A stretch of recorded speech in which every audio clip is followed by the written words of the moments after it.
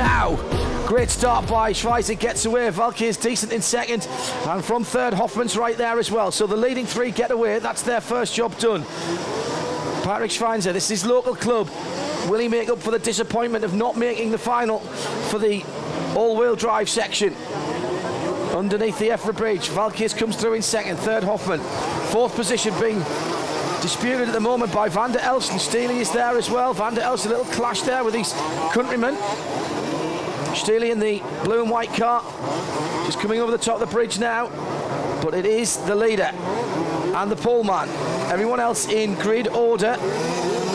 Who's dropped back a little bit? Martin Kraus had the problems, had to call that technical earlier on with the issue to the rear of the car, and already over has gone Sasha Kuss, the Swiss driver.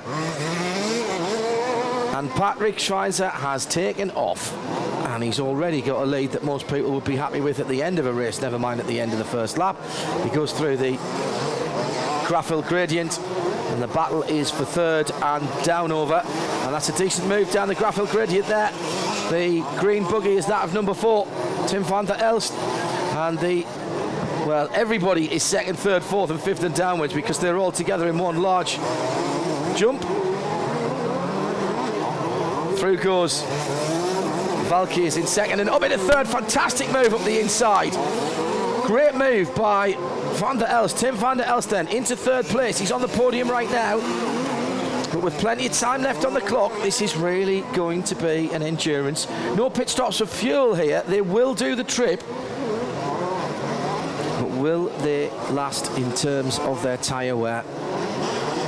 That's the big question, I'm sure, on everybody's lips at the moment, as the two-wheel drive off-road large scale for 2015 is underway.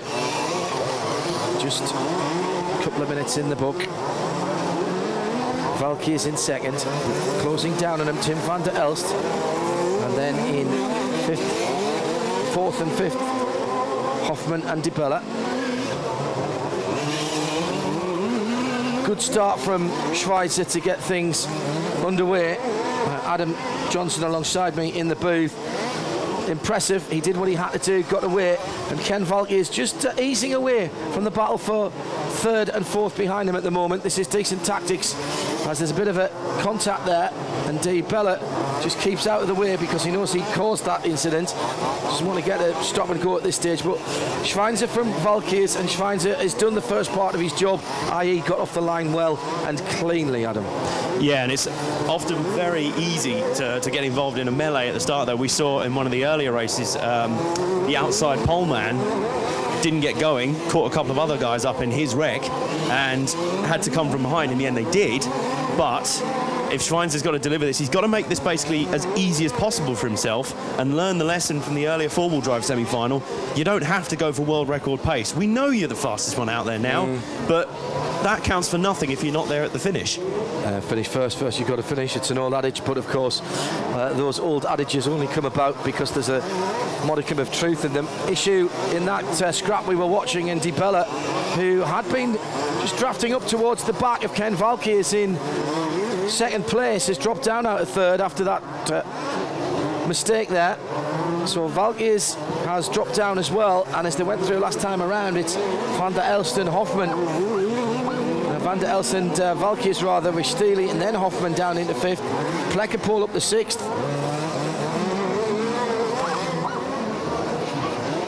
So the leader well out of harm's way, and it won't be long before we're talking about... In fact, actually, do you know what? He's eased his pace. He's just sitting spot on his lap time at the moment. 43.3, the best lap from him. 43.5 from Van der Elst. Everybody else in the 44s. But it's the consistency of Schweinzer that is impressive, because his average lap time has been faster than most people's fastest. But what it seems to me is he's doing, it's almost as if he was listening to you earlier on, Adam, he's not going any faster than he needs to at the moment to keep that 6-7 second gap.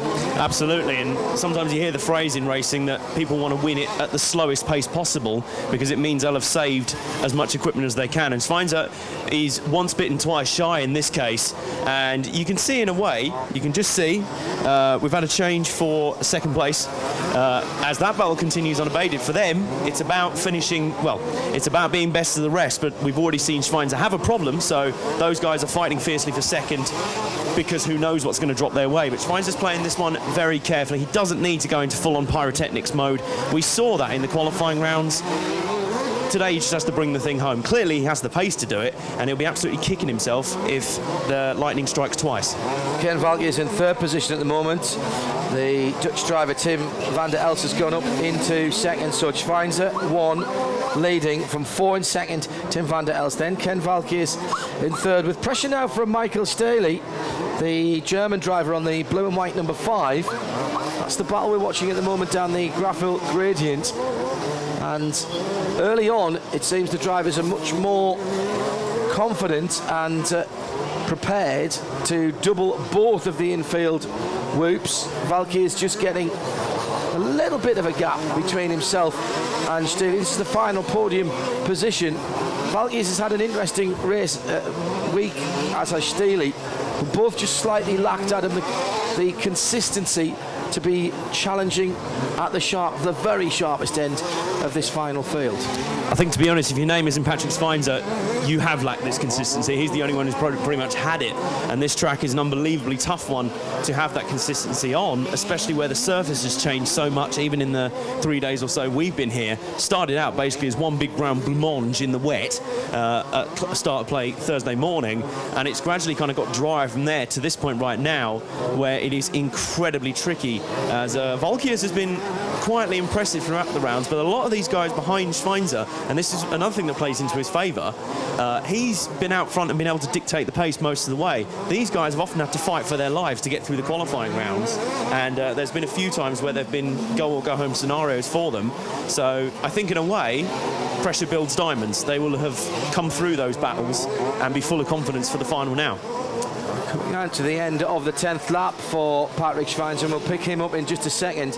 He's going through the back area of the circuit, or at least the grid area of the circuit now. His next challenge is that shortly he's going to come round to the back of the field.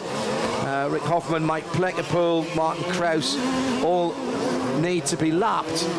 Now his gap last time around was 6 seconds at the front of the field, and he's just hitting his marks, doing his times. Another 43.2 last time around. His best is a 42.6. His average of 43.8 for the first 10 laps of the final of the large-scale off-road EFRA European Championship. I really think that he has learned his lesson from that four-wheel drive semi as he goes through the first corner. Imperious driving once again from the Austrian as he starts to gain on the traffic. That's not me standing on Adam, by the way. That is a small dog barking, if you can hear that in the background. Or maybe I am just punching Adam. You'd be the judge. He's been no bother, really. Through comes our leader then. There is Schweinzer through to complete another lap. The bright yellow car. Schweinzer then from the club here, based here at the venue for the finals, has completed 12 laps. Waiting for the green of Van der Elst. We'll drop back and see him in a moment, but he's only just on the grid straight now, and now comes into the doubles through the right-handed hairpin. So many hard right-hand corners that are either heavy braking areas or very quick indeed. So Tim van der Elst in second place on the Elcon from the MRCE club in Holland. He'll be pleased with this. Off-grid 4, holding on to a steady second place at the moment as we come down to the first third of the race. 10 gone, 20 to go. Leader 44.3 that time for Schweinzer, so he's really easing back at a 42.8 for Van der Elst. A second and a half taken out of the leader. I don't think there's any need to panic here though, Adam, is there? No, not at all, and I think you can absolutely guarantee that if Schweinzer sees even a glimpse of Van der Elst anywhere near him, he's going to up that pace again. And I think what's also not helping Schweinzer's case is that he's dealing with the back end of lap traffic as well. He's just moved past the number 6 of Martin Kraus, who seems to be doing all right now, considering he was one of the cars who called the technical timeout before the race. His car seems to be trucking all right, but Schweinzer is dealing with a lot of traffic at the moment. He's right in there. Third place at the moment is Michael Steele. He's gone by Ken Valkiers a couple of laps ago. That's the number 5 car, the blue and white one, which is coming over the EFRA bridge just now. Already expertly picked up by our cameraman Frank. Thank you, Frank. And Steele off grid 5, part of the Leinfelden Echterdingen Club in Germany, racing their home in HT3.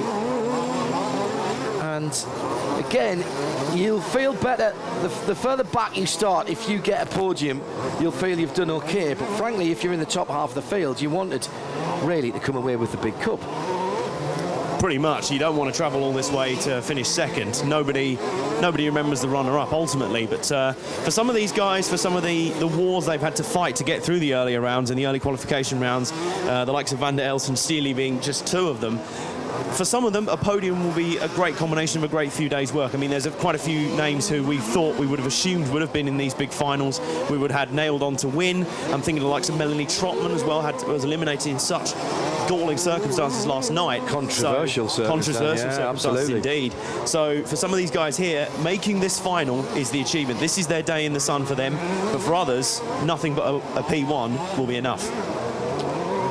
So our leader coming round to finish another lap. Steele goes underneath the EFRA crossing. And the graphil gradient there. Is that right again? Right-hander dropping down. He's got to be patient there. A decent run going on here, Steele. A couple of decent laps, although the last one was a 44, had a bit of traffic. Schweinzer easing his pace now, back into the 42s, but still a second a lap quicker than everybody else. And to me, what he's doing here is awesome, as he is just heading in through the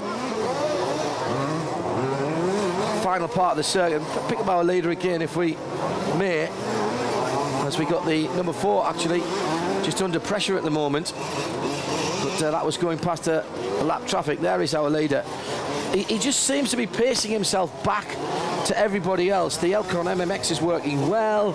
The MRS breathed on motor clearly doing its job, but he just seems to be doing enough to stay ahead of the field without pushing himself too hard. No, it looks, his driving at the moment is incredibly clean. You can see it on the screen right now. He's doubling those midfield whoops with ease, and that's the thing about this track. You have to have ultimate confidence to pull off doubling those jumps and doing the D'Agostini doubles as well. It's a confidence track, it's a consistency track, and quite often the guys who have been fastest over one lap have not been the winners of their heats, because you've got to nail a consistently fast lap time. That's where Schweinzer's been so exceptional. He's been the fastest in the field and the fastest every single lap. He's been able to perform in a variety of conditions in the horrible sticky mess that we had in the early parts of the race, weekends, and he's just made a mistake there. Write that one in your book. Make sure we've got that one saved on disc somewhere. Actually missed his turning by 6 inches or so. Oh, and another little mistake there as he just kisses the outside of the circuit. That's a dangerous part to do that. We've seen a couple of people do suspension damage there. But how much do you think his local knowledge is an advantage around here in a track that has changed radically throughout the week? It's going to be a huge advantage because, as we've said, this track has undergone radical changes. You just can't understand, even looking at the track right now, you just can't understand how abrasive it is right now. But this is a polar opposite to how it started Thursday morning. It was thick with mud. Cars were coming back into the pit lane after races as much as 2 kilos heavier. Yeah, more 5, somebody said. 5 kilos heavier in some cases. We were talking to Mike Humphreys about it, and he was very enlightening. A mistake there from Schweinzer, though. I just wonder, John, is he getting a little bit of white line fever here? Well, this was around the same time in the four-wheel drive semi-final that he had mechanical issues. So I just wonder, has he almost put himself so far up?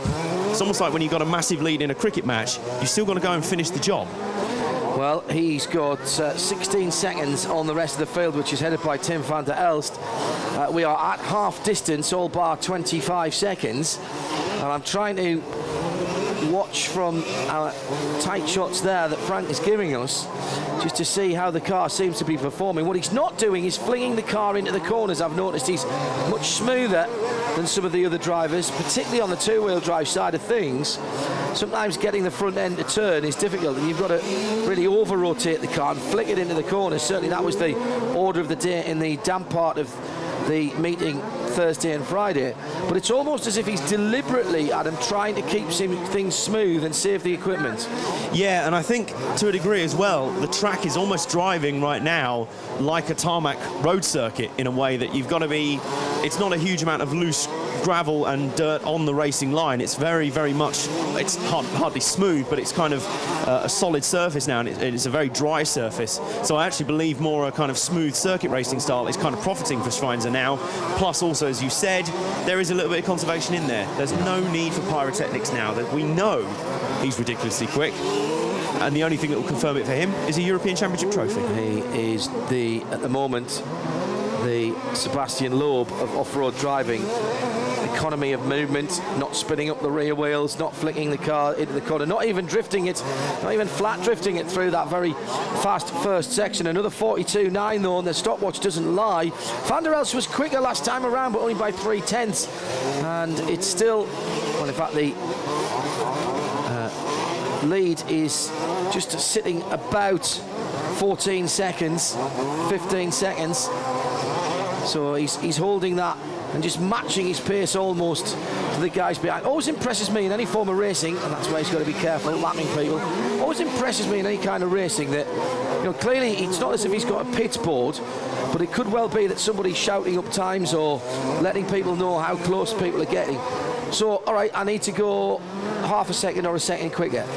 Good drivers in any form of racing can do that. They have that internal clock.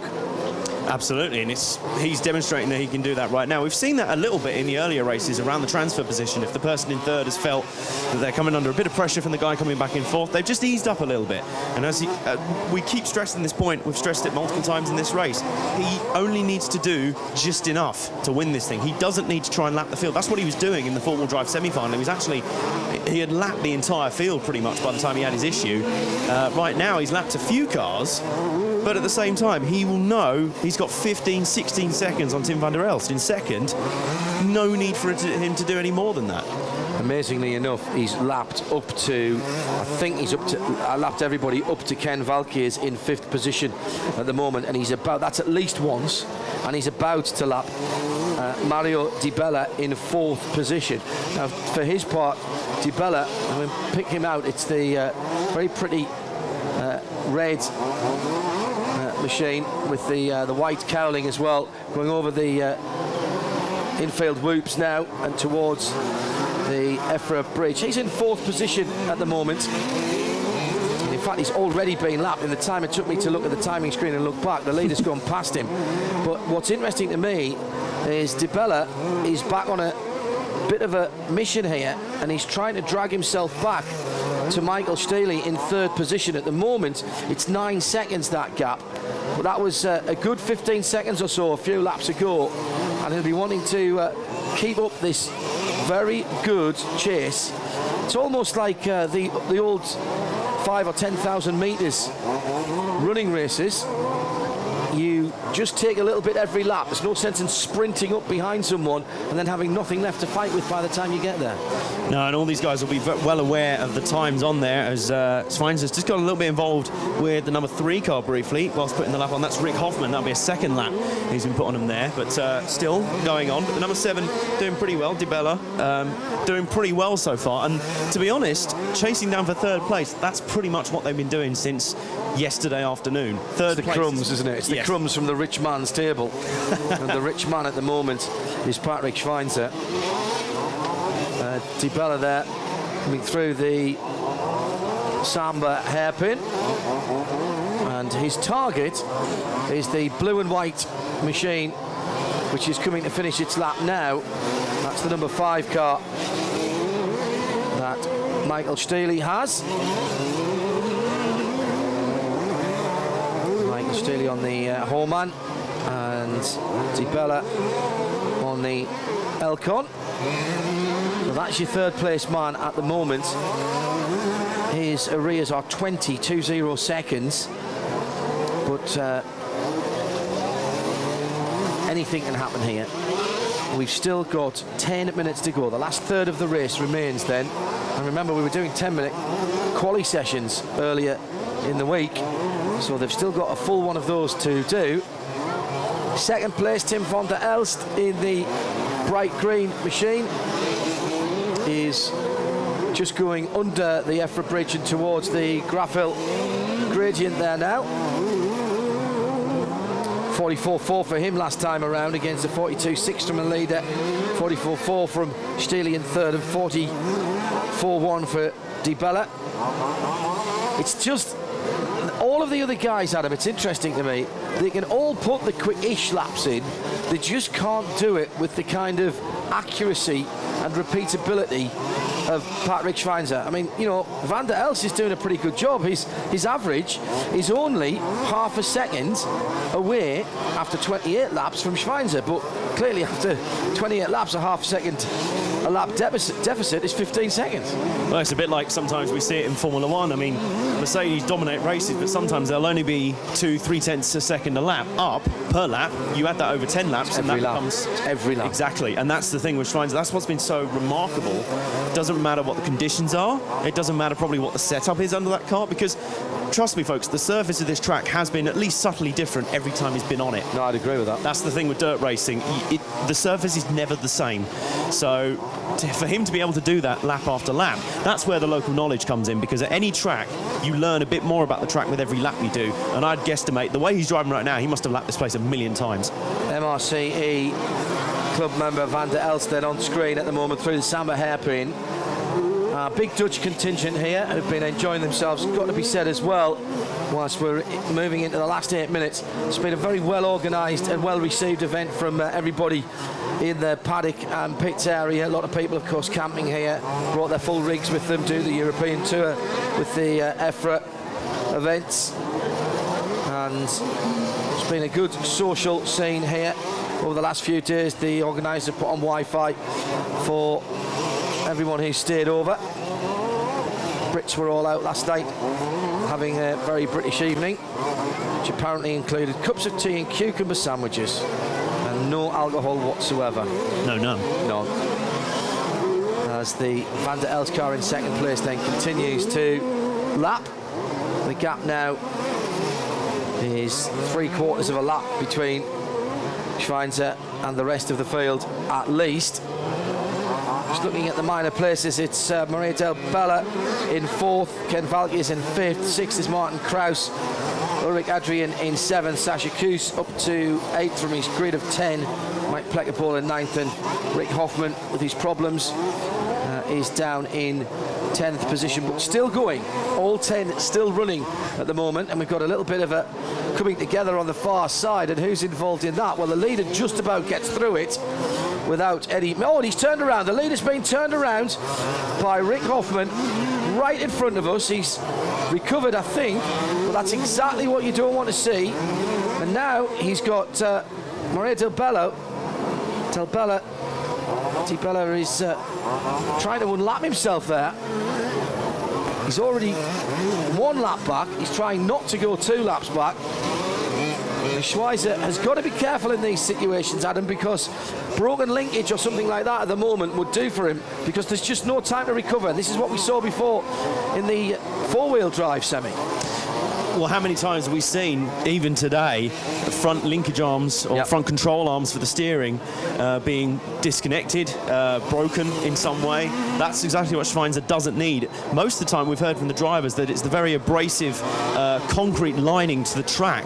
You can just see as he's going around, he's getting ever so close to it on the apex. He's not shying away from it at all, as you can see. And interestingly, I think the smooth surface is actually helping him clear those jumps much easier, because he kind of comes around and carries more speed out of the corner. He gets on the gas early. That's what I'm saying, though. Those concrete linings to the track, they're much taller and much heavier than you'd think, and those things have been what's really doing the damage. So he either, if someone goes off in front of him or he gets involved in an incident, he either risks damage from contact to the other car or risks damage by going in avoidance. But I'll tell you what, in terms of his race line, as we can see with the fantastic camera work from Frank here, he's not shying away from the concrete, is he? No, he's giving it respect, though, isn't it? And he's not pushing it. We've seen a very different sort of body language on that Elcon MMX when he's had to push, he just hasn't had to push. And I think this is a very mature attitude that he brings into this. Schweinzer then, from the local club, has 5 minutes before we can call him once again the European champion. He won't do the double this weekend, having shockingly not qualified for the four-wheel drive final. The scary thing is he was actually faster in the four-wheel drive cars. He looked more impressive in those. I think so, yeah. He qualified better, of course, in terms of after the qualifying, although he was best through the semis. Let's drop back to Ken Valkyr's coming around to complete his lap now, right in front of us.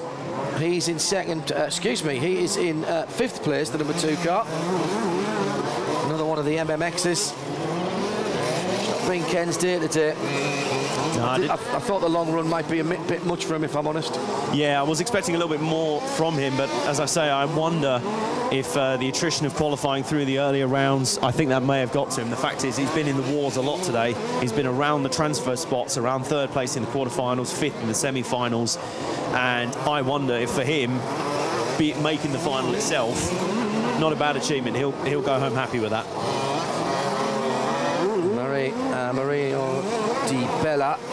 Mario Di Bella is in 4th position. That's that other white and red machine, which currently is just on the tabletop and heading back towards the Samba hairpin with a surface change there. It's got too much to make up, I think, on Michael Steele to think of a podium. Qualified 7th for this final. I think his only hope now is that Steele has an issue. But in comes Sasha Coutts. Swiss have not had a good national day today. Melanie Trotman, you mentioned yesterday, getting knocked out at quarter final stage, or 8th final stage, and that was controversial circumstances, taken out by another competitor. Neither of them qualified, and Andreas Ivo went through. Nothing to be placed at the door of Andreas, one should be said, but Melanie was not happy at the end of play last night. You can understand, and there was no way. I mean, the organisers applied the penalties where they were needed, but it didn't matter. Neither car qualified for the finals, and I think it's a shame, because I think she could have had a pretty decent chance of getting up to the sharp end of the table. Move forward to Michael Steele, who's the last of the runners on the podium. That's the number 5 car. And he, at the moment, is going through the infield whoops. Just makes a slight mistake there. Much more of that required if Mario Di Bella is to make... Oh, and he's over on his roof. Now, this is exactly the opportunity that Di Bella needs. And here comes Di Bella in the 7. He's on the same piece of straight. Oh, unfortunately gets involved with a car that's lapsed down. That's Rick Hoffman. But that was exactly the sort of opportunity that the 7 needs. And all of a sudden, with just a minute and a half to go, there's hope for Switzerland and for the 7 of Mario Di Bella as he comes through to perhaps challenge for 3rd position. No one's going to stop Schweinzer. Van der Elst is a lap behind the leader, but a lap ahead of everyone else, pretty much. So it's not been a bad drive from Tim van der Elst, and on many days it would have been good enough for a championship, Adam. But today, as the leader comes down to start his anti-penultimate lap, it's just been the Schweinzer show, but still 3rd position is under threat. Here's the 4th place driver coming through now. Mario Di Bella should be given credit for pushing on. It must have looked like for a long time in that race, just gets into the outside wall, just a tiny bit on the outside of, we're calling it turn 1, even though it's before the starting grid. But I think Di Bella has been had absolutely right attitude, and I think Tim van der Elst has also had the right attitude, in that you can only go as fast as you can and try and put as much pressure on the guy in front, because van der Elst has known the whole race that if Schweinzer has another mechanical problem, he wants to be there to capitalise. Unfortunately, this time, Schweinzer has been pretty much bulletproof the whole way. And as for the battle for 3rd, I think Michael Steely just having a little bit of white line fever. They're fairly close together on the track. Steely just coming through the final corner now. And there's DiBella showing on the screen. So I think DiBella's just going to come up just a little bit short as the checkered flag is out. Rick Hoffman is the first person to take it, but obviously he's multiple laps down in 9th. But I feel like the battles for 1st and 2nd and the battles for 3rd and 4th have been fairly similar. So we await the crowning of a champion for the 2015 large-scale off-road European Championships. The EFRA sanctioned series is going to go the way of the local man, Patrick Schweinzer from the club here, with a little bit of a donut on the line. He's got plenty of time to do that, and he's gone through,